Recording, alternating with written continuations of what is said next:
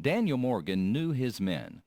Some had fought at Kettle Creek or Kings Mountain or Musgrove Mill. Many had fought Indians in defense of their homes on the Appalachian frontier. The night before the battle, he moved among the militia. He called for courage, but did not ask them to face the British bayonet. Just hold up your heads, boys. 3 fires and you are free. When you return to your homes, how the old folks will bless you and the girls will kiss you for your gallant conduct. Before dawn, Morgan positioned his soldiers in 3 lines. The first line of skirmishers was made up of crack marksmen from Georgia and North Carolina. Lieutenant Colonel Joseph McDowell commanded North Carolina militia on rising ground on the American forward right, and Major Samuel Hammond commanded the skirmishers on the American left. Morgan directed them to fire at the oncoming British and melt into the second line. Along this second line, Morgan placed the militia units under the command of Colonel Andrew Pickens. Lieutenant Colonel Joseph Hayes' unit, which straddled the road, was positioned slightly forward to help protect the skirmish line. Morgan ordered them to fire at the advancing British at a killing distance, targeting the officers. Fearing they would be attacked by bayonet-wielding British regulars, he ordered them to retire to the rear of the third line and regroup before the British line could recover. The third line consisted of Morgan's flying army, commanded by Lieutenant Colonel John Eager Howard of Maryland, who had orders to stand fast. William Washington's dragoons were posted in a swale behind the third line, while mounted scouts watched for Tarleton down the Green River Road. At daybreak, Tarleton's light dragoons scattered the scouts and struck the skirmish line, but were driven off by deadly fire. The headstrong Tarleton, denied the opportunity of viewing Morgan's troop alignments, rapidly formed his line to attack. The skirmishers retreated to the militia as instructed.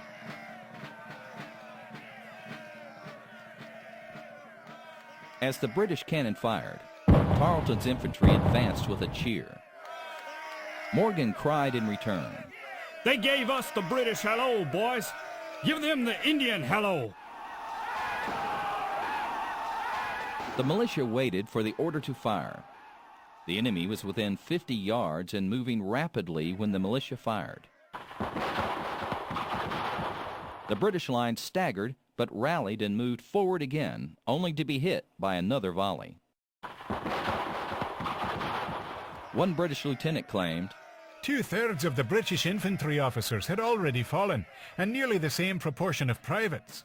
The Continental Line executed an un-echelon maneuver to allow the militia to pass through and regroup on the American left.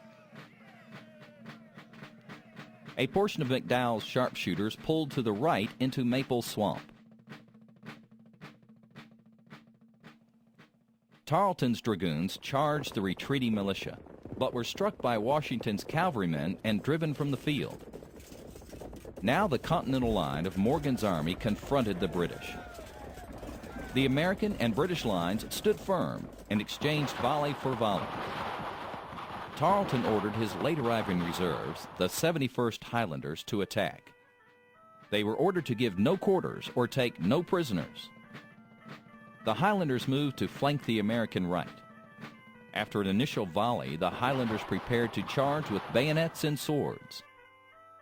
Howard ordered the Virginians to refuse the flank or face the enemy, but the order was misunderstood, and the Virginians turned and moved away from the line. Other units, seeing the Virginians move and thinking a retreat had been ordered, turned and moved back by company, trailing arms and reloading as they went. An alarmed Morgan galloped to the front of the retreating troops, and meeting Howard, selected a spot for them to face about and fire. Face about, boys. Give them one good fire and the victory is ours. Morgan rode to the reforming militia and, waving his sword, cried out, Form, form, my brave fellows. Old Morgan was never beaten. The British, believing they had routed the Americans, were coming on like a mob. The American line turned and fired into the pursuing British at close range, then charged with bayonets. Half of the British line fell, and the rest, stunned by the attack, threw down their weapons and fell face forward on the ground in surrender. Others fled the field on foot. Seeing the confusion in the enemy line, Howard ordered a bayonet charge on the Highlanders.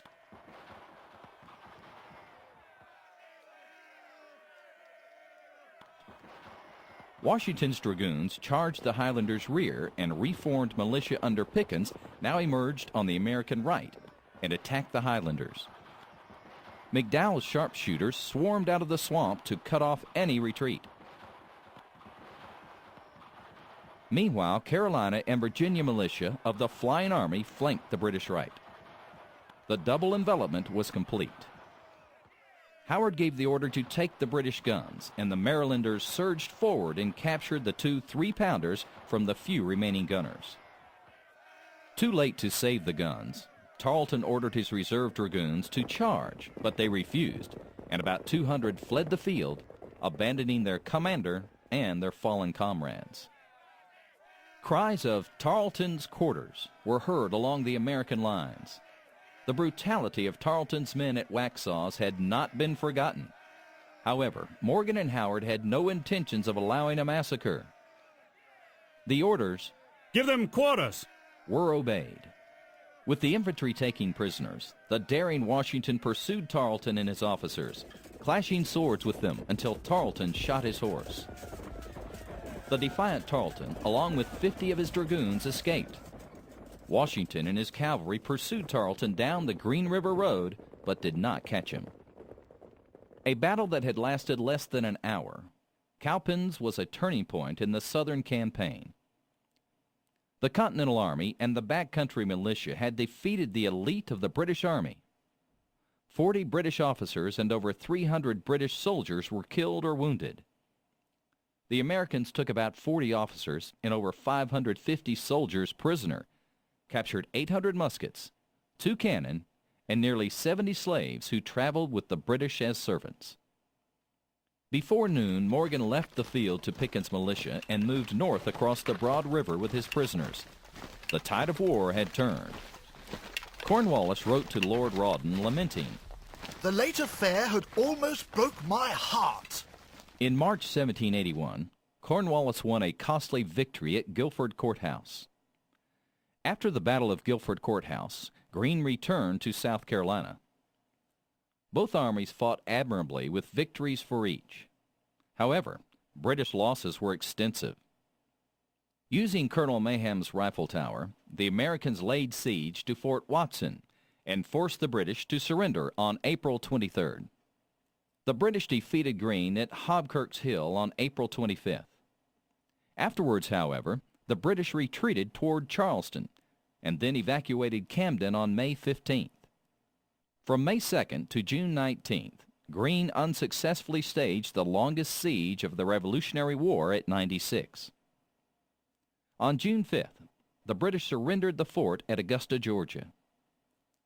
The British won a bloody battle at Eutaw Springs on September 8th, but with casualties so great they had to again withdraw to the Charleston area. Weakened by the campaigns in the South and trapped by a French fleet to the north and Washington's Allied army in Virginia, Cornwallis surrendered his command at Yorktown on October 19, 1781. However, hostilities continued in South Carolina until the British eventually evacuated Charleston on December 14, 1782. The Treaty of Paris officially ended the American Revolution on September 3, 1783.